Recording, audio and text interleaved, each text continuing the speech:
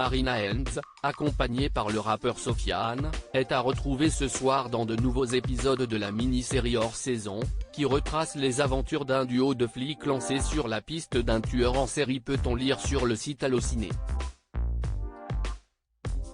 Mais outre ses talents d'actrice, elle a connu de belles histoires d'amour avec des célébrités connues de tous. Notamment avec l'interprète de Coco Caline Julien Doré, avant de finalement annoncer leur séparation pendant la promotion du film Japlou en mars 2013. Un film sur lequel elle a recroisé la route de Guillaume Canet, avec qui elle avait vécu un amour de jeunesse. C'était mon premier béguin. On faisait les juniors ensemble.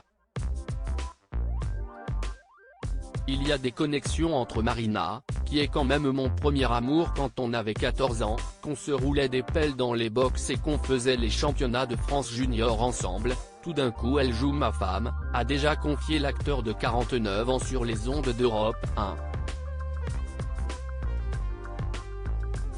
Si est pas toujours facile, mais la flamme s'est totalement éteinte depuis. Guillaume est comme un grand frère. À présent, ce qui prime, si est notre belle amitié, a déjà déclaré l'actrice à son sujet.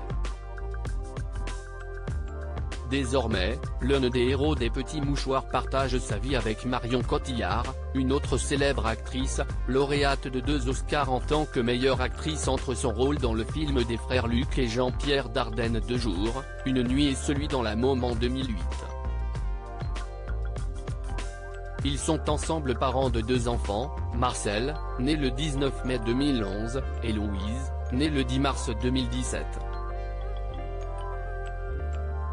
À noter que le parrain de cette dernière n'est autre que l'acteur Gilles Lelouch. Mais depuis de nombreux mois, si est l'expression silence radio qui résume le mieux possible leur relation. Il faut remonter à l'année dernière, au mois d'octobre, pour que l'un d'entre eux s'exprime sur leur histoire, en se montrant très franc et pas forcément très positif. Le secret, si est aussi des périodes très compliquées, comme on en a vécu beaucoup aussi, et comme dans tous les couples.